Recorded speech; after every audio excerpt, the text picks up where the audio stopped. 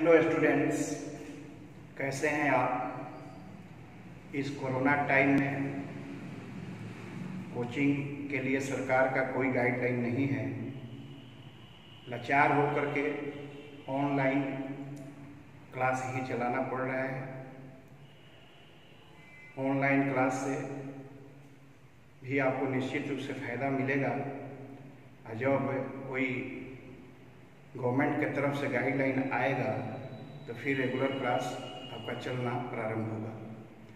जैसा कि आप लास्ट वीडियो में प्रतिशतता के बारे में पढ़े थे, सांद्रता पद के अंतर्गत, आज मैं आपको बताने जा रहा हूँ मोलारता क्या है। इस पर हम लोग विचार करेंगे कि मोलारता किसको कहा जाता है।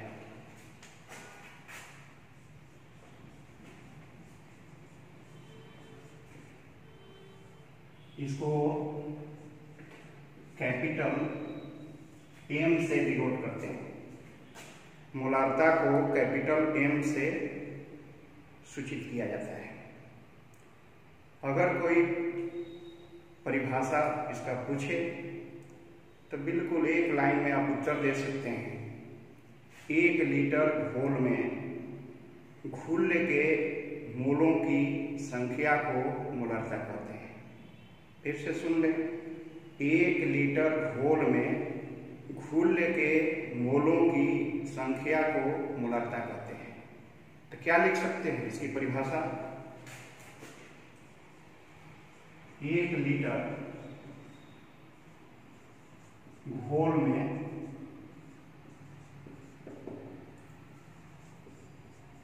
घुल के मोलों की संख्या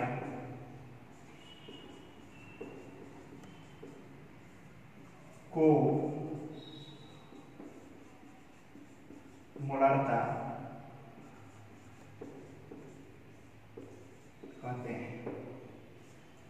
एक चीज इसमें ध्यान देना चाहिए कि यह ताप पर निर्भर करता है।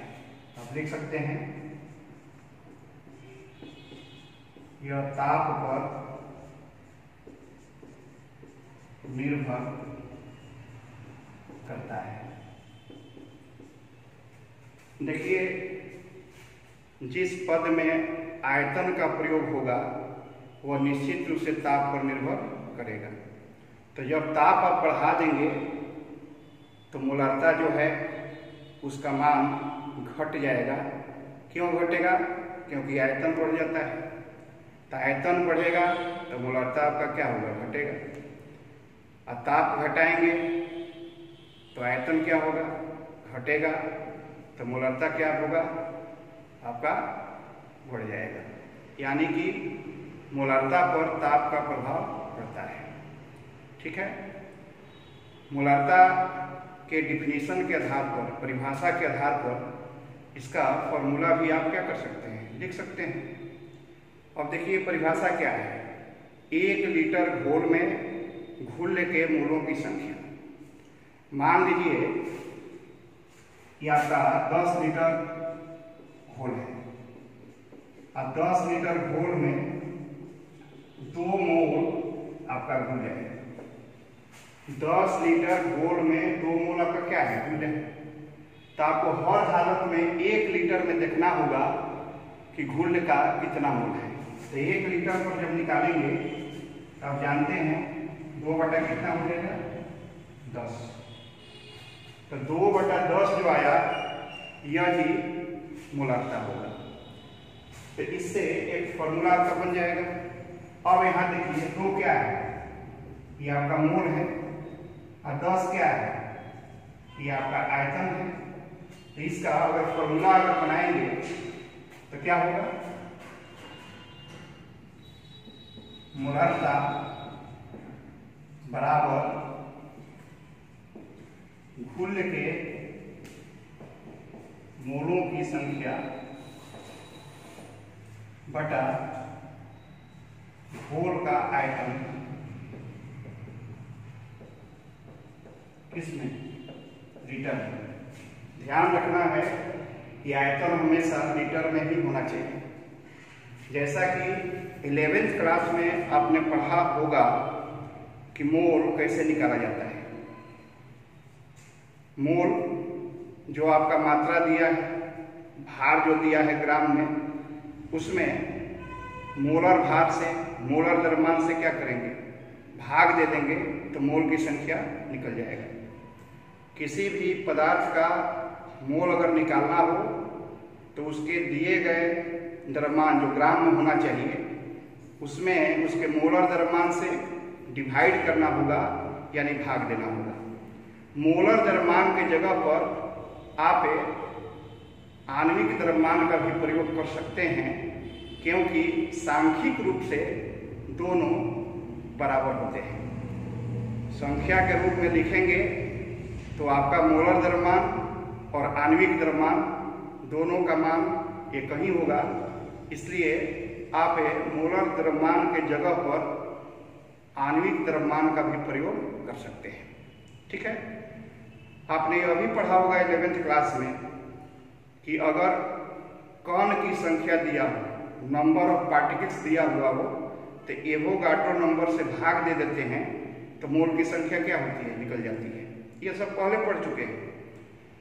अगर मान लीजिए कि एसटीपी पर आयतन दिया हुआ है, किसी भी गैस का एसटीपी पर आयतन दिया है, तो 22.4 से आप डिवाइड करते हैं, भाग देते हैं, तो मोल की संख्या क्या होती है, निकल जाती है। तो 3 मुख्य फार्मूला है जिसके द्वारा मोल निकाला जाता है, लेकिन अक्सर कौन फार्मूला मोल निकालने में प्रयुक्त होगा, दिया गया द्रव्यमान ग्राम में और बटा में आणविक द्रव्यमान और चाहे मोलर द्रव्यमान लिखिए, दोनों आप यूज कर सकते हैं। मोल का क्या फार्मूला होगा, मोल को हम स्मॉल n से सूचित करेंगे। द्रव्यमान ग्राम में और बटा में आणविक द्रव्यमान, आणविक द्रव्यमान, और चाहे लिख सकते हैं द्रव्यमान ग्राम में बटा में मोलर द्रव्यमान। और देखिए आणविक द्रव्यमान और मोलर द्रव्यमान में थोड़ा सा हम बताना चाहेंगे। जैसे मान लो कि तुम्हारा H2O है, तो H2O का अणु द्रव्यमान निकालोगे, आणविक द्रव्यमान निकालोगे, मॉलिक्यूलर मास निकालोगे, तो क्या आएगा, 2 × 1 + 16, 11th में सीखे हैं, तो कितना आ जाएगा, 18। ठीक है ना, तो 18 जो हुआ यह आपका आणविक द्रव्यमान हो गया, किसका, H2O का। यही H2O का मोलर द्रव्यमान लिखेंगे, H2O का मोलर द्रव्यमान तो हो जाएगा आपका 18 ग्राम पर मोल। माने 1 मोल का जो द्रव्यमान होगा इसमें केवल ग्राम आपको ऐड कर देना है। तो आप देखें संख्या के रूप में यहाँ भी 18 है और यहाँ भी 18 है, तो आप आणविक द्रव्यमान से भी डिवाइड करेंगे तो आंसर वही आएगा, और मोलर द्रव्यमान से डिवाइड करेंगे तो आंसर वही आएगा। बात समझ में आ गई? तो किताब में आपका मोलर द्रव्यमान का भी प्रयोग है, आणविक द्रव्यमान का भी प्रयोग किया गया है। क्लियर? अब जैसे मान लीजिए कि इस पर सवाल आप कैसे बनाएंगे, क्वेश्चन कैसा हो सकता है, देखिए इसको उतार लीजिए। मोल को किसके द्वारा डिनोट करेंगे, स्मॉल n से। ठीक है,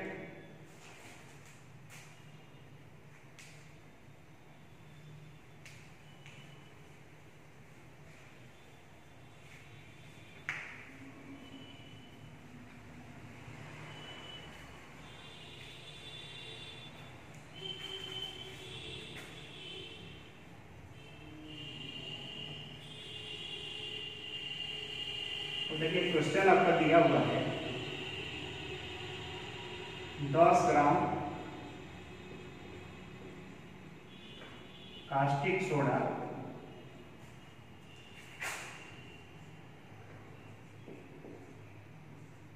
इसका फॉर्मूला होता है NaOH 500 ml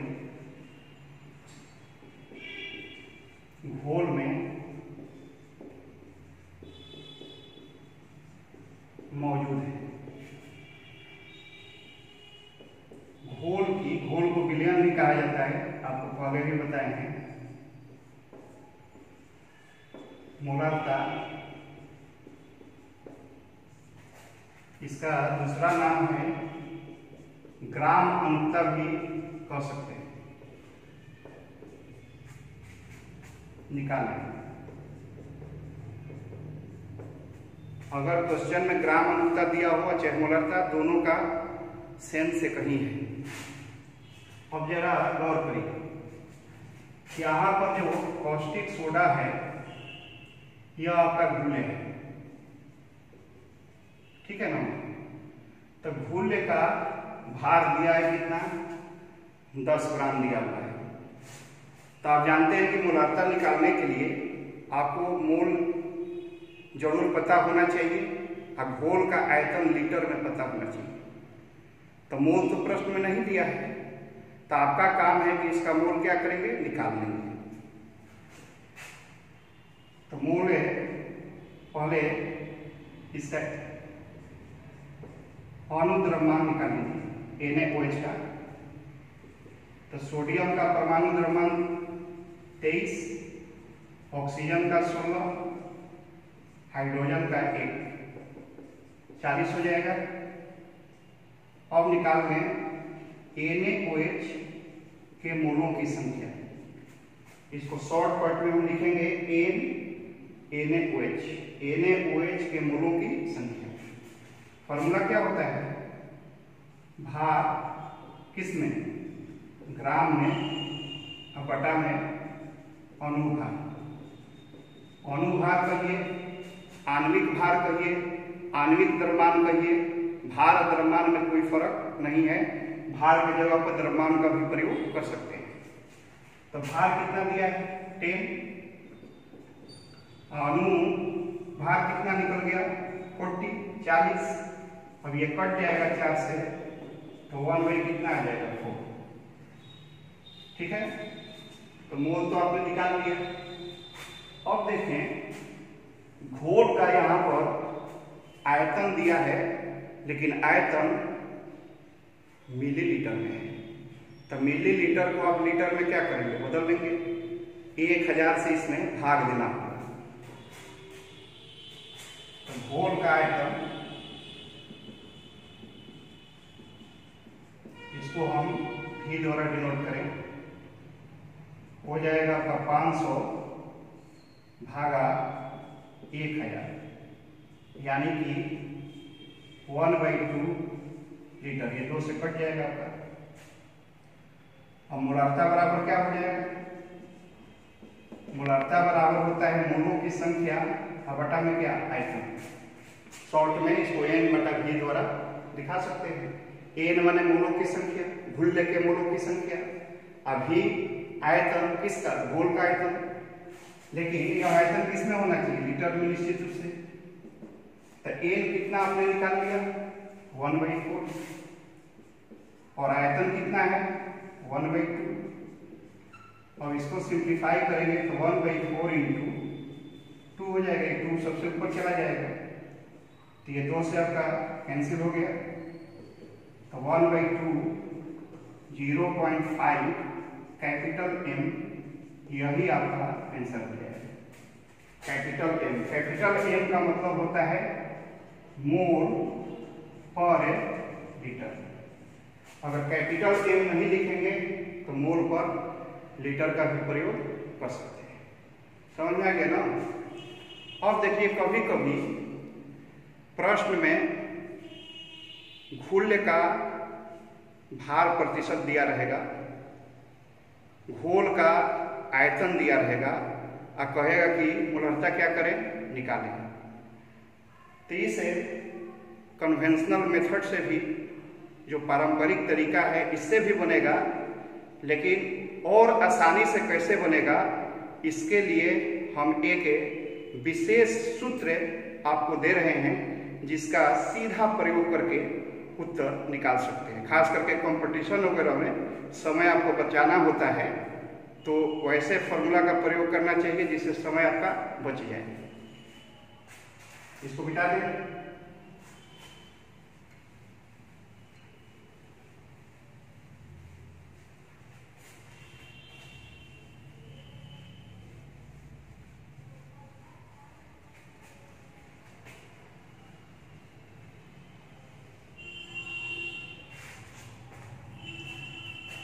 देखिए स्पेशल फॉर्मूला SPL खाली कर दे रहे हैं, स्पेशल सूत्र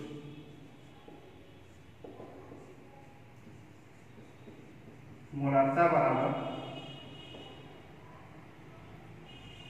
D गुना परसेंटेज W/W। अब देखो इस परसेंट के चिन्ह को आप इधर भी लिख सकते हैं चाहे इधर भी लिख सकते हैं, कोई फर्क नहीं पड़ेगा। तो D गुना आप चाहें तो इसको इधर भी लिख सकते हैं, D गुना W/W परसेंट गुना 10 बटा में घूल्य का अनुभाग, घूल्य का अनुभाग। इस फॉर्मूला से आप आसानी से क्वेश्चन बना सकते हैं। जैसे उदाहरण के रूप में मान लीजिए कि दे दिया कि 13% ब्रैकेट में दे दिया W/W H2SO4 घोल की मोलारिता निकालें। घोल का डेंसिटी दिया हुआ है घनत्व 1.09 ग्राम पर ml। इस घोल का यह घनत्व दिया हुआ है। अब देखिए कैसे आराम से निकालेंगे इस फॉर्मूला से। मोलारिता बराबर क्या फॉर्मूला है D, तो D कितना दिया है 1.09 इंटू मास प्रतिशत आपका दिया हुआ है, द्रव्यमान प्रतिशत कितना दिया है 30, तो 30 लिख दीजिए इंटू, ठीक है ना 10 बटा में H2SO4 का अनुभाग निकाल लेना होगा। H2SO4 का अनुभाग निकालेंगे तो हाइड्रोजन 2 है तो 2 गुना 1 प्लस सल्फर का 32, ऑक्सीजन 4 है तो 4 गुना कितना 16, तो 2 प्लस 32 प्लस 64 आ जाएगा 98। तो 98 से क्या करेंगे डिवाइड करेंगे। अब इसको सरल कर लेंगे, जितना आएगा उतना ही आपका आंसर निकल जाएगा। तो बताइए कि इस फॉर्मूला से कितना आसान हो गया यही क्वेश्चन। अब मान लीजिए कि ये फॉर्मूला नहीं जानते तो फिर आपको थोड़ा और मुसीबत झेलना पड़ता। पहले आपको घोल का क्या करना पड़ता, आयतन मान लेना होता, फिर घोल का भार निकालना होता, फिर घोल का भार निकाल करके उसमें घुल्ले का भार निकालना होता, लफड़ा में पड़ जाते हैं। तो इसे को सूत्र से आप आसानी से क्या करते, इस सवाल को आप सॉल्व कर सकते थे या कर सकते हैं। मिटा दें इसको।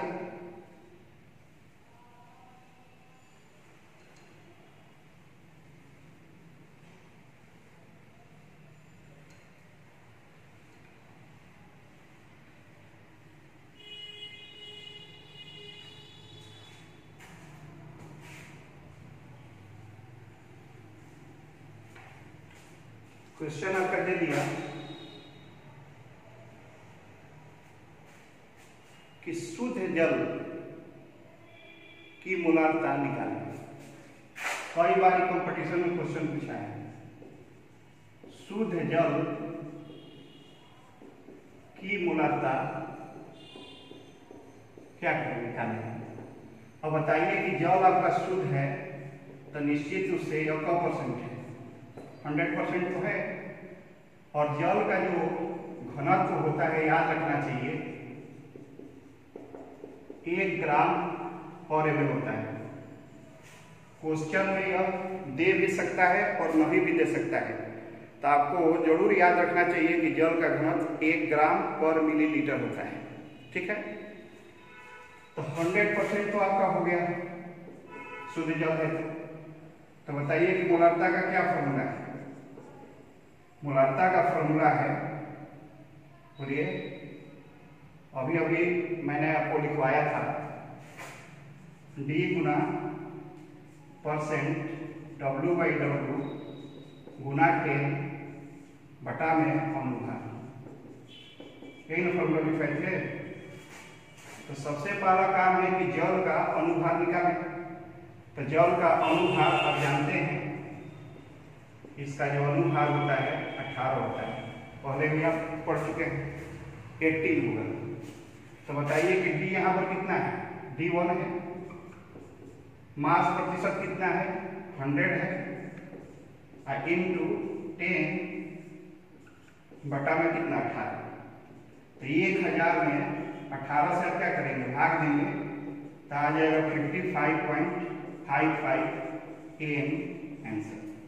तो याद रखिए कि शुद्ध जल की जो मोलारता होती है 55.55 मोल पर लीटर होगा। अब मान लीजिए कि ये फॉर्मूला आप नहीं जानते हैं, तब तो आपको जल का आयतन लेना पड़ेगा, तब न निकलेगा जी। जल का आयतन आपको क्या करना होगा? लेना होगा, तब आप निकाल सकते हैं। कैसे निकालिएगा? सपोज कीजिए कि ये फॉर्मूला आप नहीं जानते हैं, तो मान लेना होगा, माना कि जल का आयतन बराबर 1 लीटर। 1 लीटर का मतलब 1000 मिलीलीटर। ठीक है, 1000 ml को क्या करना होगा? मान करके चलना पड़ेगा, और तब जा करके निकलेगा।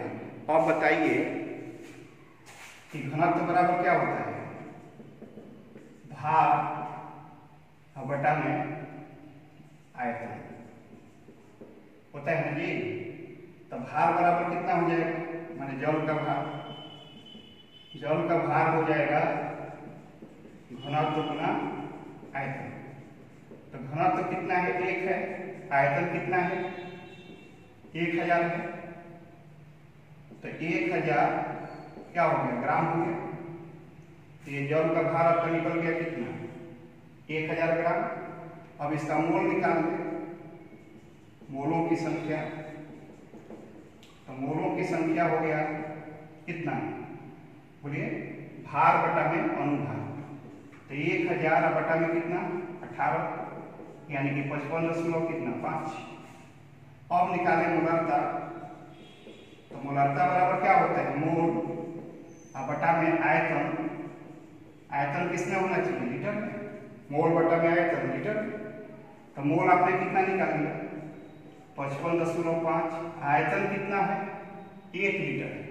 तो यहाँ 1 से डिवाइड कर दीजिए, तो कितना आ जाएगा? 55.5 m।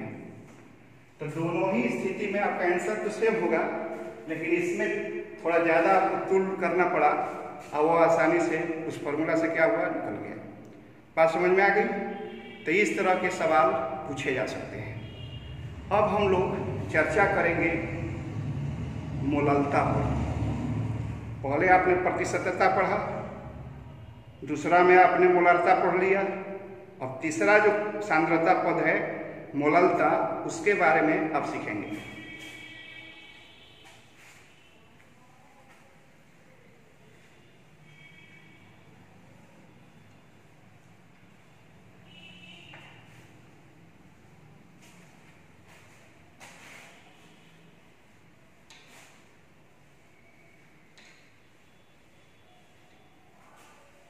मोललता,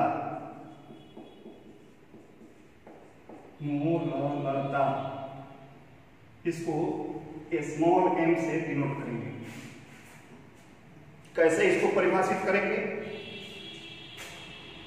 अब देखिए, यहाँ घोल का प्रयोग नहीं होगा, घोलक का होगा। अब घोलक का आयतन नहीं लिखना पड़ेगा, उसका द्रव्यमान दिखाना पड़ेगा। यानी कि 1 किलोग्राम घोलक में घुल्य के मोलों की जो संख्या होगी उसी को मोललता कहेंगे। क्या लिखेंगे? 1 केजी घोलक में घुल्य के मोलों की संख्या को मोललता कहते हैं। 1 केजी घोलक में घुल्य के मोलों की संख्या को मोललता कहते हैं। मान लीजिए कि 10 केजी आपका घोलक है, इसमें 1 मोल घुल्य है। 1 मोल क्या है? घुल्य है। तो बताइए कि 1 केजी में कितना मोल होगा? x/10। तो x क्या हो गया? ये तो मोल है, और ये जो है ये घोलक का भार है, और किस में है? केजी में। तो फॉर्मूला क्या बनेगा इसका? बन जाएगा मोललता बराबर घुल्य का मोल, घुल्य के मोलों की संख्या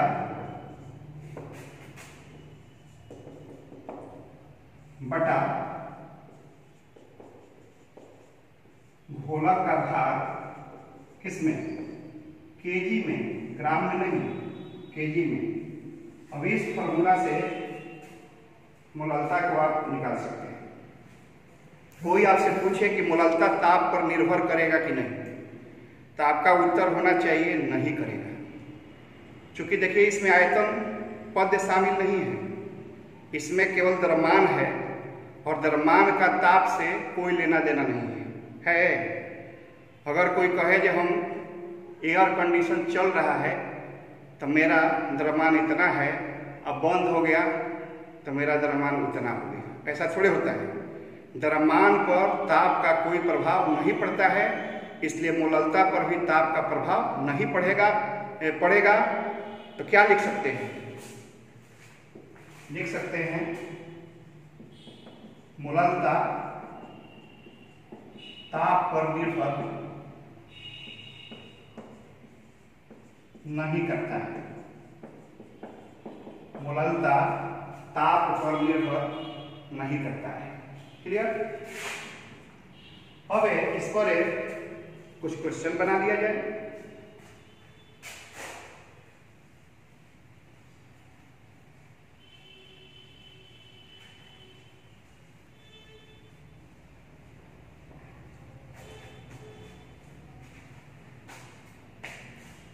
जैसे क्वेश्चन दे दें आपका कि 10 ग्राम NaOH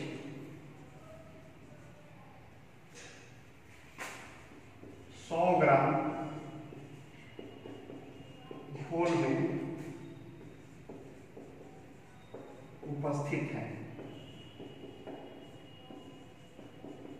घोल की मोललता निकालें। आप जानते हैं कि मोललता निकालने के लिए घुल्य का मोल होना चाहिए और घोलक का भार होना चाहिए केजी में। 2 चीज पता है तभी मोललता निकल पाएगा। अब देखिए यहाँ पर NaOH क्या है? घुल्य है। इसका भार आपका दिया है, ये पता है, और यहाँ घोल का दे दिया भार। चाहिए आपको घोलक का और दे दिया घोल का, तो आपको घोलक का भार निकाल लेना होगा। तो घोलक का भार बराबर क्या फॉर्मूला होता है? पहले बताए हैं, घोलक का भार बराबर घोल का भार माइनस घुल्य का भार। तो घोल का भार यहाँ पर कितना है? 100, और घुल्य का भार कितना है? 10 - 10, तो कितना आ जाएगा? 90 ग्राम। अब इसको केजी में बदल दें तो 90/1000, ये केजी हो जाएगा, ये 0 0 कैंसिल, यानी कि 9/100 केजी ये निकल गया। और दूसरा काम है कि NaOH का मोल आपको निकालना होगा। NaOH का पहले अनुभार निकाल लें, 23 प्लस 16 प्लस 1, सोडियम का 23, ऑक्सीजन का 16, हाइड्रोजन का 1, सबको जोड़िए 40। तो NaOH के मोलों की संख्या कितनी होगी? भार ग्राम में बटा में अनुभार, तो भार कितना दिया है 10 बटा में 40, 1 बाई कितना होगा 4। तो मोललता बराबर क्या होगा? मोल और बटा में घोलक का भार, घोलक का भार किसमें? केजी में। तो मोल कितना निकल गया? 1/4। अब भार कितना दिया है? 9/100, 9/100। तो ये 100 के ऊपर चला जाएगा, 9 में 4 से गुना करोगे तो 36। तो 100/36 स्मॉल m आपका क्या हो जाएगा आंसर। इसको सिंप्लीफाई कर लेना, तो 100 बाई कितना हो जाएगा 36। क्लियर? ठीक है ना? मिटा दें।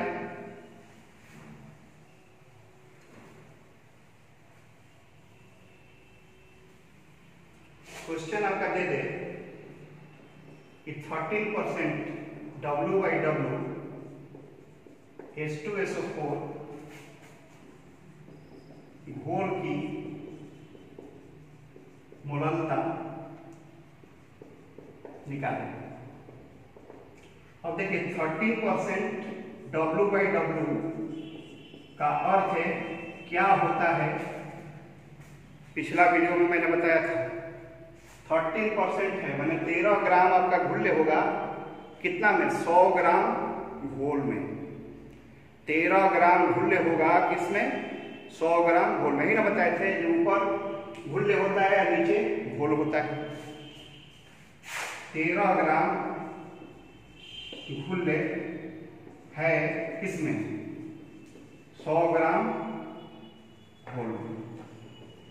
तो घोलक का भार निकाल लें। घोलक का भार कितना हो जाएगा? घोल का भार अभी पढ़े हैं, घोल का भार माइनस घुल्ले का भार, तो 100 - 30 आ जाएगा 87 ग्राम। ठीक है ना? अब इसको केजी में बदल दीजिए, तो 87 में कितना हो जाएगा? 1000 केजी हो जाएगा ना जी। अब क्या करें? मोल निकाल लें। H2SO4 का अनुभाग होगा 2 × 1 प्लस 32, 4 × 16 98। अब मोल निकाल लें किसका? H2SO4। H2SO4 यहाँ पर क्या है? घुल्ले हैं। H2SO4 का मोल निकाल लीजिए। 2 × 1 प्लस 32, 4 × 16 98 हुआ। ठीक है ना? वहां तो निकालिए लिए 98 है यहाँ पर, तो इसका अनुभाग निकलिए गया है। और क्या करें? ये मत निकालिए, इधर निकल चुका है। और मोल निकाल लें H2SO4 के मोलों की संख्या। चूंकि अभी भूल जाए, हमको घुल्ले का मोल हर हालत में पता होना चाहिए और घोलक का द्रव्यमान केजी में हर हालत में पता होना चाहिए। तो H2SO4 के मोलों की संख्या कितना होगा बताइए? भार ग्राम में बटा में अनुभार, तो भार कितना है? 13 ग्राम है ना घुल्ले। अनुभार कितना निकालिए? 98। अब निकाल लें मोललता, तो मोललता बराबर हो जाएगा मोल का बटा में भार किसमें? केजी में। तो मोल कितना निकालिए? 13/98। और भार कितना है घोलक का? 87 बाई कितना 1000। अब इसको थोड़ा और सिंप्लीफाई करें तो 13/98 गुना 1000 बटा में कितना 87 87। अब कट जाएगा ना। अब इसको सिंप्लीफाई कर लीजिएगा। अब सिंप्लीफाई करने के बाद जितना आएगा उतना स्मॉल m आपका क्या हो जाएगा आंसर। ठीक है, इसका काट छांट कर लीजिएगा। तो इस प्रकार से मूललता का सवाल आप आसानी से क्या कर सकते हैं, बना सकते हैं, कोई दिक्कत नहीं है। घूर्ण्य का मोल पता होना चाहिए और घोलक का भार यानी द्रव्यमान केजी में पता होना चाहिए। दो चीज अगर आप निकालने में सक्षम हैं तो मूललता चुटकी बजाते हुए बना सकते हैं। ठीक है ना। तो इस वीडियो में आप मूललता के बारे में पढ़े। अब अगला वीडियो में मोल प्रभाज और पीपीएम के बारे में हम पढ़ेंगे। मोल प्रभाज और पीपीएम के बारे में। धन्यवाद।